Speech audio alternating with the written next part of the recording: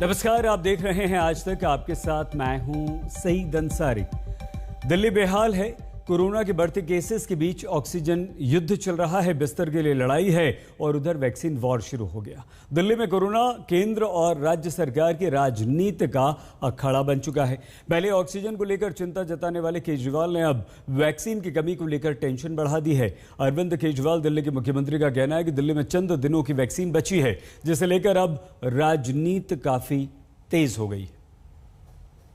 हमारा लक्ष्य है कि आने वाले 3 महीने में सभी दिल्ली वालों को वैक्सीनेशन लगा दिया जाए। लेकिन एक बड़ी समस्या आ रही है और वो है वैक्सीन की कमी की। दिल्ली में हमारे पास अब केवल कुछ दिन के वैक्सीन बचा है और ये समस्या देशव्यापी है। पूरे देश में इस वक्त वैक्सीन की भारी कमी हो रही है।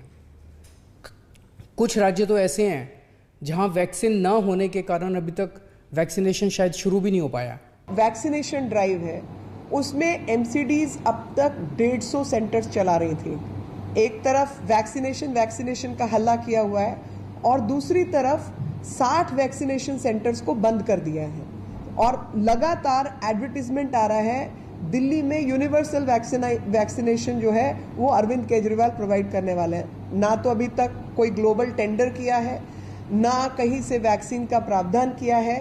यही विपक्ष के लोग वैक्सीन के विरुद्ध युद्ध में लगे हुए थे। युद्ध ये नहीं था कि हम लोग इकट्ठे होकर पहले 60 से ऊपर वालों को वैक्सीनेट करवा दें। युद्ध ये था कि ये हिंदुस्तानी वैक्सीन चलनी नहीं चाहिए। आप फाइजर को अलाउ करो, आप इसको लेके आओ, उसको लेके आओ और अपनी वैक्सीनेशन पॉलिसी के तहत लोगों के मन में भ्रम पैदा करने का काम इन्हीं लोगों ने किया। भारत में बेहतरीन इंडस्ट्रियलिस्ट हैं। हमारे पास दुनिया की सबसे बड़ी फार्मा कंपनियां हैं। हमारे पास विश्व के सर्वश्रेष्ठ वैज्ञानिक हैं। मैं निश्चित तौर पे ये कह सकता हूं कि यदि उन्हें अवसर दिया गया तो वे अपना भरपूर सहयोग देंगे।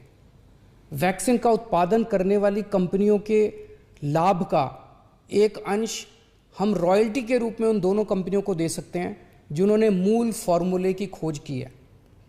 मुझे पूरा विश्वास है कि इस तरह हम अगली कोरोना की लहर के पहले भारत के हर नागरिक को सुरक्षा कवच प्रदान कर पाएंगे। मैं समझती हूं कि अरविंद केजरीवाल कम से कम आईआईटी में पढ़े हैं तो थोड़ा सा विज्ञान जानते होंगे। अब वहां भी कोई फर्जीवाड़ा करके घुसे हो तो मुझे नहीं मालूम, लेकिन अगर विज्ञान जानते हैं और समझते हैं तो इनको ये समझ होनी चाहिए कि जो लाइसेंसिंग पॉलिसी होती है वो खास तौर पे जब आप लाइव वायरस आदि से डील कर रहे होते हैं तो उसके लिए कुछ फैसिलिटी, कुछ बेसिक इंफ्रास्ट्रक्चर की ज़रूरत होती है। उस तरीके का इंफ्रा जहां होगा लाइसेंस आप उसी को दे सकते हैं ना। आपकी तरह मोहल्ला क्लिनिक पर प्राइमरी हेल्थ सेंटर के नाम पे तो दुनिया नहीं बेच सकती।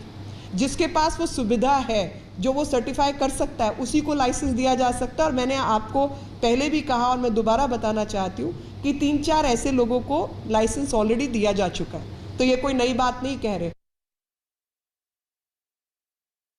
मीनाक्षी लेखी, बीजेपी के नेता, सांसद और दिल्ली के मुख्यमंत्री अरविंद केजरीवाल, दोनों की बात सुनी। दिल्ली में वैक्सीन की कमी का मुद्दा अब अरविंद केजरीवाल उठा रहे हैं। बोल रहे हैं कि हमारे पास 3 या 4 दिन की वैक्सीन बस बची है। लेकिन ये हाल दिल्ली का ही है या हमारे देश में भी वैक्सीन की कमी को लेकर खबरें आ रही हैं? महाराष्ट्र सरकार की तरफ से भी लगातार ये कहा जा रहा है कि हमें वैक्सीन दीजिए, हमारे पास वैक्सीन नहीं है। राजस्थान भी कह रही है।